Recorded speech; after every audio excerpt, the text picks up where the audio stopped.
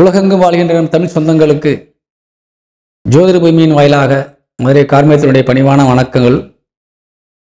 இந்த வாரம் 24/2/2025 மாசி மாதம் 12ஆம் தேதி திங்கட்கிழமை முதல் 2/3/2025 மாசி மாதம் 18ஆம் தேதி ஞாயிற்றுக்கிழமை வரை உள்ள ராசி பலன்களை இப்பொழுது காண இருக்கின்றோம். தொடர்ந்து நமது ஜோதிட பூமியினுடைய ராசி பலன்களை கண்டு சேனலுக்கு ஆதரவு தருமாறு உங்களை பணிவோடு கேட்டுக்கொள்கின்றோம். இந்த வாரத்தில் எந்தெந்த ராசிக்காரர்களுக்கு எந்தெந்த வகையில் நன்மை கிடைக்கின்றது என்பதை இப்பொழுது காணலாம்.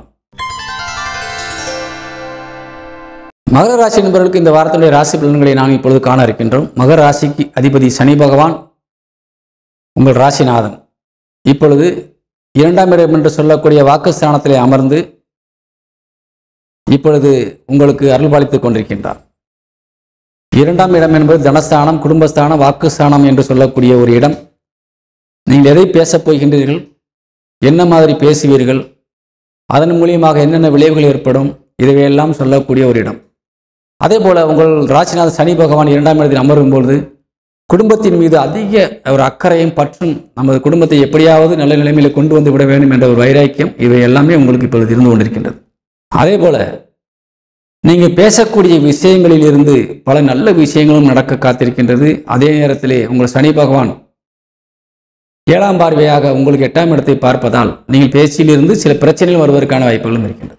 அதனால் நீங்கள் இந்த வாரம் கவனமாக இருக்கக்கூடிய சில விஷயங்கள் இருக்கின்றது. பல நன்மையான விஷயங்களும் குவிந்து கிடக்கின்றது. காரணம், உங்கள் ராசிக்கு இதுவரை இருந்து வந்த பல பிரச்சனைகள் சுமூகமாக தீர்ந்து கொண்டிருக்கின்றது. குறிப்பாக 6ஆம் இடம் என்று சொல்லக்கூடிய இடத்திலே செவ்வாய் வக்ரகதியில் அமர்ந்து 21ஆம் தேதி வரை பார்த்து கொண்டிருந்தார். இப்பொழுது தேதி 24. இந்த 24ஆம் தேதி என்பது செவ்வாயினுடைய பார்வை வக்ரம் இன்றி உங்களை பார்த்து கொண்டிருக்கின்றார். சோர்வுடன் இருந்த நீங்கள் சோர்வின்றி இப்பொழுது கடின உழைப்பிற்கு தயாராகிவிட்டீர்கள். அதே போல அஞ்சிக் கொண்டிருந்த உங்களது இதயம் இப்பொழுது வீறு கொண்டு எழுந்து எதையும் பார்த்து விடலாம் என்ற ஒரு வைராக்கியத்தை உங்களுக்கு கொடுத்து கொண்டிருக்கின்றது. உடல் ஆரோக்கியத்திலே பல வகையிலே நீங்கள் துன்பப்பட்டு கொண்டிருந்த நீங்கள் இப்பொழுது உடல் ஆரோக்கியம் மேம்பட்டு துடிப்புடன் செயல்படக்கூடிய ஒரு அற்புதமான நிலையிலே இப்பொழுது நீங்கள் விளங்கிக் கொண்டிருக்கின்றீர்கள். அதற்கு காரணம் செவ்வாயினுடைய உங்கள் ராசிக்கு பார்வை. 8ஆம் பார்வையாக செவ்வாய் உங்கள் ராசியை பார்த்து கொண்டிருக்கின்றார். அவர்தான் இவ்வளவு காலமும் உங்களுக்கு பல தொல்லைகளையும் கொடுத்தவர். அதே போன்று குரு இப்பொழுது உங்கள் ராசிக்கு லாபஸ்தானத்தையும் பார்க்கின்றார், உங்கள் ராசியையும் பார்க்கின்றார். எவ்வளவு பிரச்சனைகள் வந்தாலும், எவ்வளவு ஆபத்துகள் வந்தாலும் அந்த தெய்வம் என்று சொல்லக்கூடிய குரு பகவான் உங்களை பார்ப்பதால் சுற்றி உங்களை தெய்வ சக்தி காத்து கொண்டிருக்கின்றது என்பதை நீங்கள் உணர வேண்டும். தெய்வ சக்தி நம்மை காக்கின்ற பொழுது எந்த துஷ்ட சக்தியும் நம்மளை நெருங்க முடியாது. அப்படிப்பட்ட ஒரு அபரிமிதமான ஒரு சூழ்நிலையிலே உங்கள் ராசி இப்பொழுது வந்துவிட்டது. அதனால் இந்த மகர ராசியை சேர்ந்தவர்கள் பட்ட துன்பங்களுக்கு விடிவு காலம் கிடைக்கக்கூடிய ஒரு அற்புதமான ஒரு வாரம்தான் இந்த 24ஆம் தேதியிலிருந்து ஆரம்பிக்கின்ற வாரம்.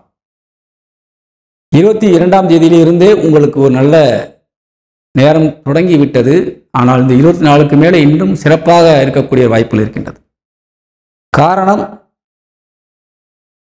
உங்கள் ராசிக்கு 6க்குடையவன் புதன் 2ஆம் இடம் என்று சொல்லக்கூடிய வாக்குஸ்தானத்திலே அமர்ந்திருந்தார்.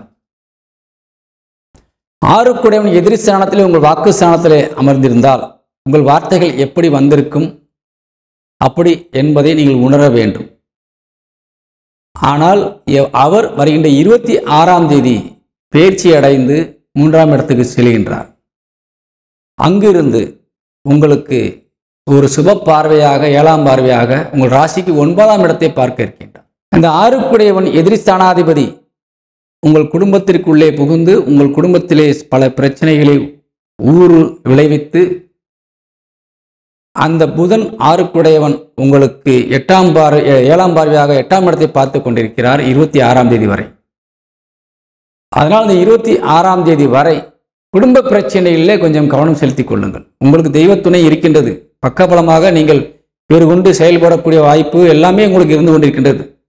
ஆனால் குடும்பத்திலே உங்கள் வார்த்தைகளால் வரக்கூடிய பிரச்சனைகளிலே அதில் சில விஷயங்கள் உங்களுக்கு ஒரு சாதகம் என்று காணப்படுகின்றது 26ஆம் தேதி வரை. 26ஆம் தேதிக்கு மேலே புதன் பயிற்சியான பின்பு உங்களுக்கு அனைத்துமே தலைகளாக ஒரு மாற்றங்களை உருவாக்கிவிடும். எதிரிகளுடைய கைகள் கட்டப்படும்.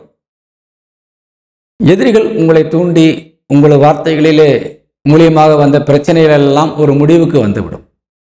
அடுத்து உங்களது சொல்லுக்கு வெளியிலே ஒரு முக்கியத்துவம் கிடைக்கக்கூடிய வாய்ப்பும் வந்துவிடுகின்றது. நீங்கள் எந்த நிலையில் இருந்தாலும் கூட அவசரகதியிலே நீங்கள் பேசக்கூடிய வார்த்தைகள் உங்களுக்கு பிரச்சனையாக இருக்கின்றது என்பது இப்பொழுது ஒரு 26ஆம் தேதி வரை இருந்து கொண்டிருக்கின்றது. ஏனென்றால் உங்களுக்கு அவசரமாகத்தான் எந்த காரியத்தையும் செய்து முடிப்பீர்கள். செவ்வாயினுடைய பார்வையினால் அது உடனடியாக செய்து முடித்துவிட வேண்டும் என்ற கட்டாயத்துக்கு தள்ளப்படுவீர்கள். அது உங்களுக்கு 26ஆம் தேதி வரை குடும்பத்திற்கு சில பிரச்சனையை உருவாக்கி விடலாம். அதனால் அந்த 26ஆம் தேதி வரை வார்த்தைகளில் கவனம் தேவை, எதிரிகளிடத்திலே கவனம் தேவை. ஏனென்றால் செவ்வாய் 6ஆம் இடத்தில் அமர்ந்து விரயஸ்தானத்தை பார்த்து கொண்டிருக்கின்றார். உங்கள் லாபஸ்தானாதிபதி உங்களுக்கு வெற்றிக்கு அடையாளமாக விளங்கக்கூடிய செவ்வாய் எதிரி ஸ்தானத்தில் அமர்ந்து உங்கள் வெற்றியை அவர் எதிரிகளுக்கு கொடுத்து கொண்டிருக்கின்றார். உங்கள் லாபத்தையும் நன்மையையும் வெற்றியையும் எதிரிகள் இப்பொழுது அனுபவித்துக் கொண்டிருக்கின்றார். அதன் மூலியமாக வீண் செலவுகள் வந்து கொண்டிருக்கின்றன. அது செவ்வாயுடைய பெயர்ச்சிகள் நடக்கும் வரை அந்த நிலை தொடரும். ஆனால் குரு பார்வை என்பது பல தோஷங்களை நீக்கும். அதனால் நீங்கள் குரு பார்வையினால் நீங்கள் கண்டிப்பாக வெற்றி பாதையை நீங்கள் அடைவீர்கள். லாபஸ்தானாதிபதி செய்ய வேண்டிய வேலையை குரு செய்து தருவார். காரணம், செவ்வாயை குரு சாரத்தில் தான் இருக்கின்றார். விரயஸ்தானத்தை செவ்வாய் பார்த்தாலும் கூட குருவின் சாரத்திலே அமர்ந்திருப்பதால், குரு உங்களுக்கு நன்மை செய்ய காத்திருப்பதால் கண்டிப்பாக ஒரு நல்ல ஒரு சூழ்நிலையிலே உங்கள் செவ்வாயின் ஒரு பார்வையிலிருந்து உங்களுக்கு நல்ல விடுவிப்பு கிடைத்து அது சுப பார்வையாக மாறுவதற்கான வாய்ப்பையும் தந்து விடுவார். அதனால் நிச்சயமாக இந்த மகர ராசியை சேர்ந்த ஆண் பெண்களுக்கு இந்த வாரம் என்பது உங்களுக்கு நல்ல வாரமாக இருக்கும். வெற்றி அடையக்கூடிய ஒரு வாரமாக இருக்கும். வழக்குகளிலே 26ஆம் தேதிக்கு மேலே நல்ல ஒரு செய்திகள் வருவதற்கு வாய்ப்பு இருக்கின்றது. வழக்குகளுக்காக நீங்கள் சில நேரங்களிலே வெளியூர் பயணங்கள் மேற்கொள்வதற்கான வாய்ப்புகளும் இருக்கின்றது. அது 26ஆம் தேதிக்கு முன்பாக நடக்க வாய்ப்பு இருக்கின்றது வெளியூர் பயணங்களுக்காக. அதுபோல தொழில் ரீதியாக மகர ராசியை சேர்ந்தவர்களுக்கு சுக்கிரன் தொழில் சாணாதிபதி அவர் உச்சபலம் அடைந்திருக்கின்றார். உச்சபலம் அடைந்து உங்களுக்கு ஒரு நல்ல இடத்தை பார்க்கின்றார். 9ஆம் இடத்தை பார்த்து கொண்டிருக்கின்றார். அதனால் தொழில் ரீதியாக பல நல்ல செய்திகள் உங்களுக்கு 26ஆம் தேதிக்கு மேலே வருவதற்கு வாய்ப்பு இருக்கின்றது. ஏனென்றால் சுக்கிரன் புதன் சாரத்தில் இருக்கின்றார். 26ஆம் தேதிக்கு மேலே உங்களுக்கு புதனுடன் சேர இருக்கின்றார். சுக்கிரனுடன் சேர இருக்கின்றார். புதன் சுக்கிரன் இணைவு ஆகின்றது. அதனால் தொழில் ரீதியாக நீங்கள் நிறைய வெற்றி பெறுவதற்கு வாய்ப்பு இருக்கின்றது.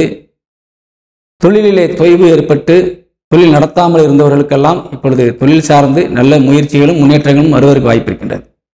தடைப்பட்ட தொழில்கள் திரும்பவும் ஆரம்பிப்பதற்கு வாய்ப்பு இருக்கின்றது. புதிய தொழில் முயற்சிகள் இறங்குவதற்கு இது ஒரு நல்ல நேரமாக விளங்கி கொண்டிருக்கின்றது. அதனால் இந்த வாரம் உங்களுக்கு ஒரு நல்ல வாரம். சில விஷயங்களை குறிப்பிட்டு சொன்னதை மட்டும் கவனத்தில் வைத்துக் கொண்டால் நல்ல விஷயங்கள் தானாக நடக்கும். குறிப்பாக நீங்கள் அந்த 26ஆம் தேதி வரை பெரியவர்களுடைய ஆலோசனை பெற்று வழி நடத்துவது நல்லது. ஏனென்றால் உங்கள் வாக்குஸ்தான அதிபதி சனி ராகுசாரத்தில் அமர்ந்திருக்கின்றார்.